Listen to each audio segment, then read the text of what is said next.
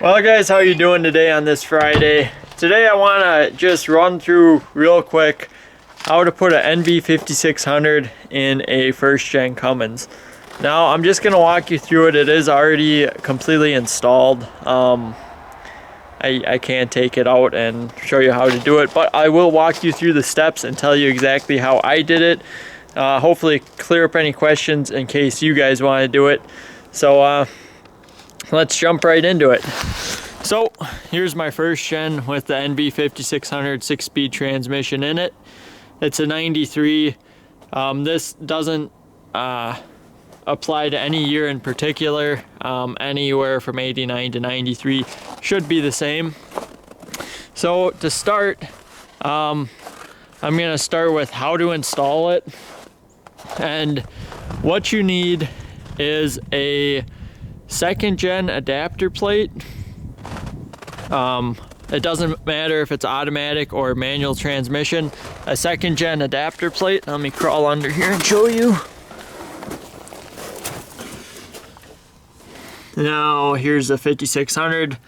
Here's my second gen adapter plate. As you can see, it's much thicker than the first gen adapter plates.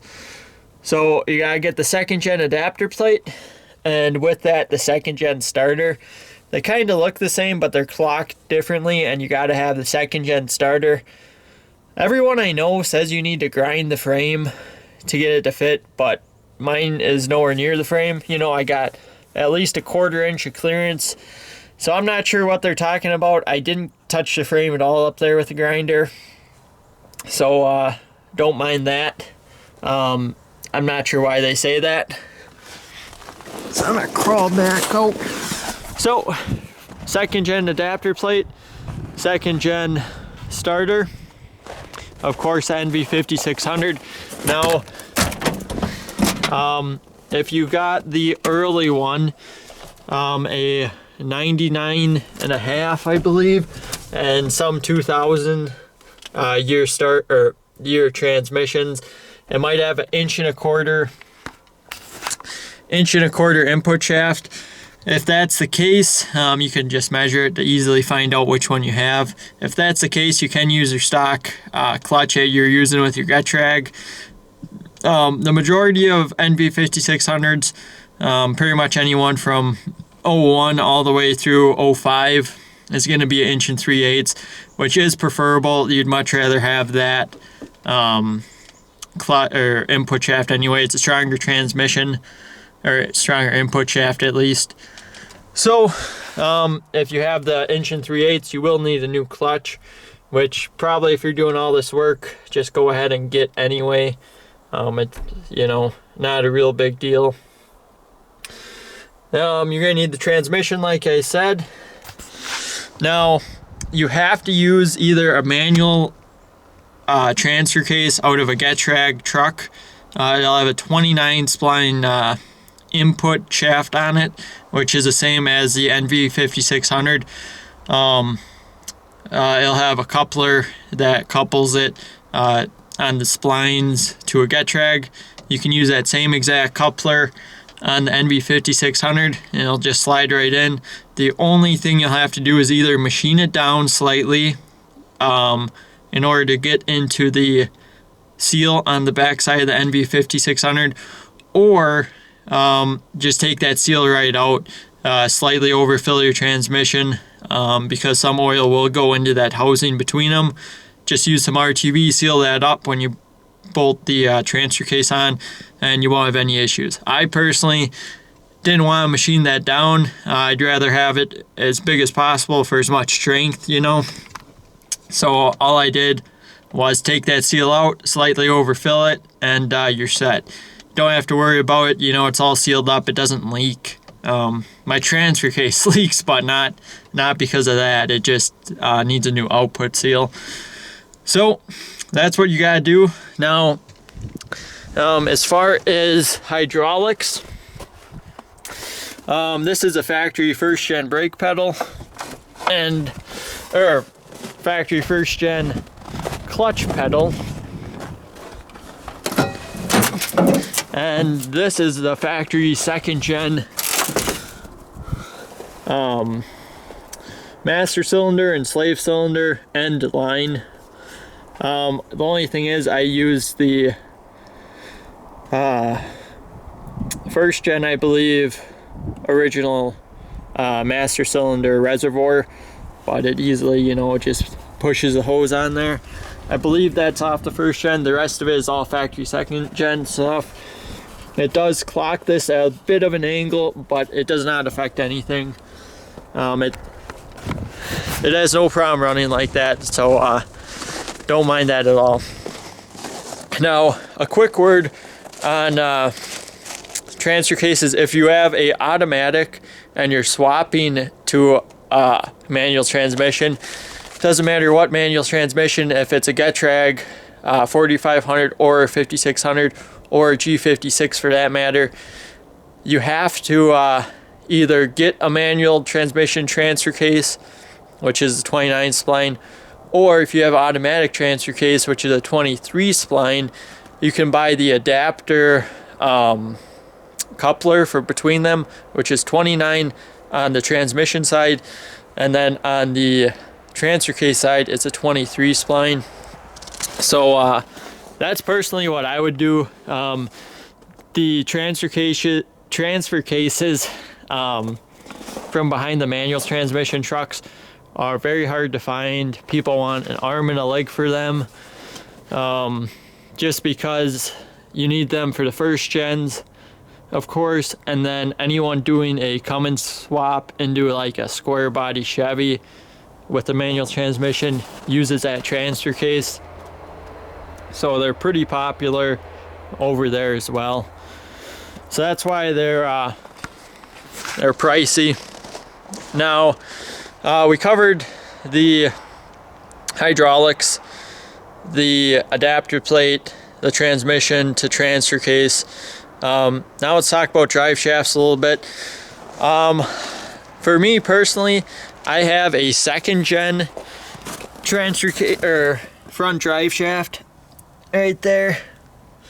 It came out of a 2001 Dodge 3500 dually, and it is the perfect length. I've never heard of anyone else using them. I'm not sure if people do. I was just told I'd have to get mine lengthened, but I put that one up in there, bolted up perfect. I have no issues with it. So that's what I would recommend using. I can't promise you it'll fit on your setup, but I would look into it before I have a custom one made. A lot cheaper to just run a shaft that's already, you know, mass produced. Now for the rear drive shaft, I'll crawl underneath here quick.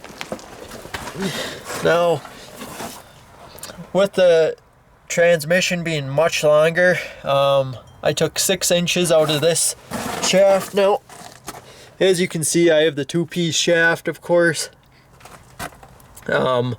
because of course this is a extended cab long box, and if you have a single cab truck, this will be a 1-piece shaft, which will be a lot simpler than mine. But I cut this down, welded this myself, and I actually had to shorten this one as well because I have a Dana 80 back there. If you have a stock Dana 70, you will not have to shorten this one.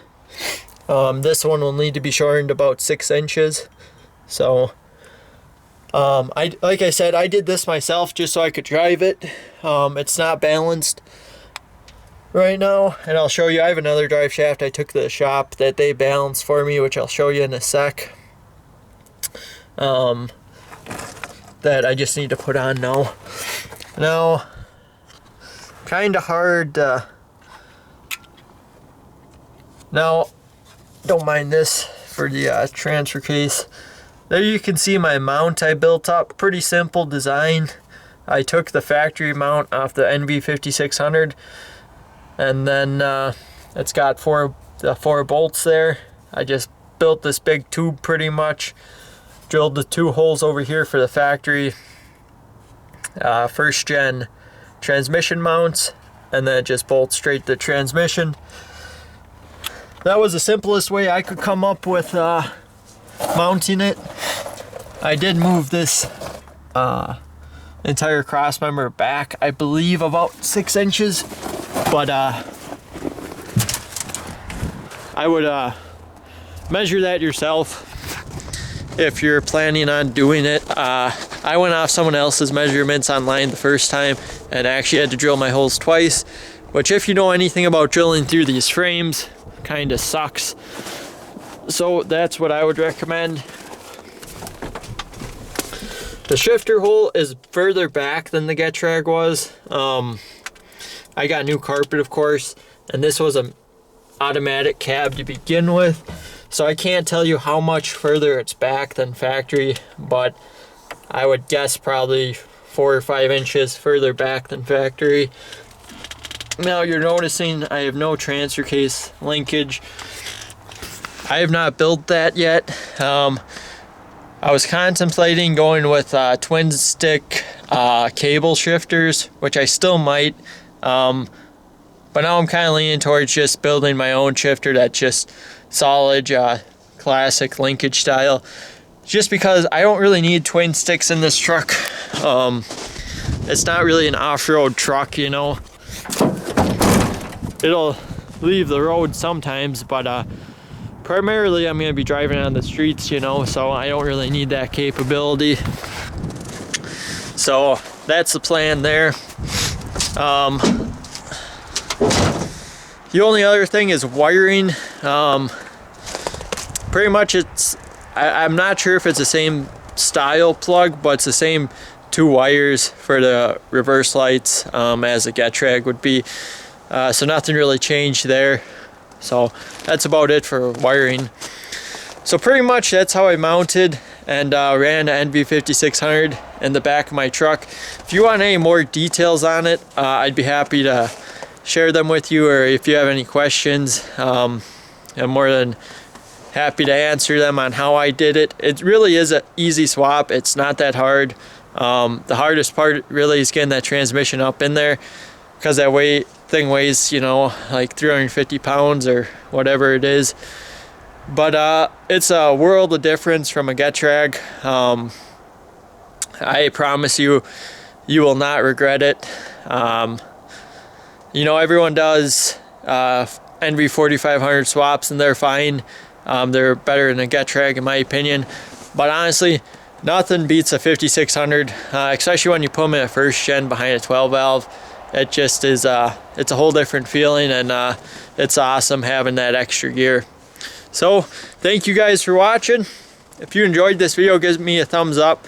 Tomorrow I'm going to be putting, or I'm hoping to be putting the exhaust on this truck, so stay tuned for that video when we put 4-inch exhaust on this truck. If you like what you see, give me a thumbs up and subscribe. We're going to be doing a lot of cool stuff to this truck here in the near future. So if you're interested in that, hit the subscribe button. Have a good night.